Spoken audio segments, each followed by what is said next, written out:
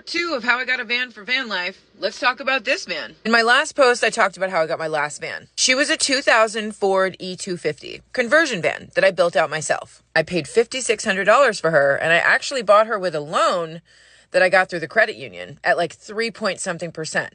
That was a few years ago, so it's going to be a little bit more now. I always suggest going with a credit union over a bank loan because they're just going to give you better rates. I lived in that van for 3 years, and the whole time I lived very frugally. I had a budget of about $1,000 a month that I tried my hardest to not go over. Yes, there were times that there were repairs that needed to be done. Sometimes I went over, but for the most part, I was able to save a lot of money over that time. When my last van started nearing the 200,000 mile mark, I decided it was time to sell it before bigger, larger repairs were going to happen and get a new van. And I loved that Ford E250 so much that I decided to get another Ford E-Series. I ended up getting an E350 because this one is longer. The 350 is longer than the 250. The engine and the transmission had been so reliable for me, and I knew so many other people with that same van that it had been reliable for them too, that I was like, it's probably a good idea to purchase another one if I can find it at the right price. I originally wanted a Transit, but I didn't have the budget for that. I found this one. It was a completely empty shell. It had leaks.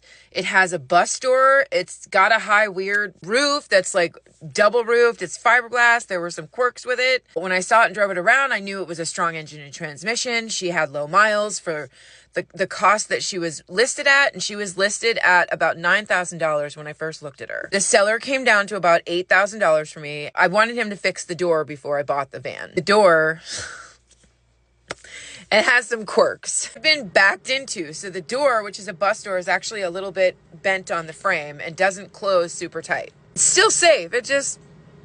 You get a draft. Let's put it that way. So I told him if he came down to $7,300, I wouldn't even care about fixing the door, that I would figure it out myself because I didn't want to wait for the van. I already had a buyer for my old van and I wanted to get this one as soon as possible. And the original deal was that he was going to fix that door for me before I bought it. I still have not fixed that door. So I ended up purchasing this van for $7,300. She was an empty shell and I got a deal on her. But let me tell you that I was looking for a van for about 4 months total. And I did find her on Marketplace. I was able to sell my last van for more money than I bought her because she had a build and the person who wanted to buy her was ready to go, wanted something move-in ready that was reliable and had solar, everything in it already so that she didn't have to do a build. Having already done a build myself, I didn't mind buying an empty shell of a van. So what you see here is everything I've built. It did take me like 4 months to do this build, but I was doing all of it while I was living in the van. It was a challenge. It was one of the most amazing experiences of my life.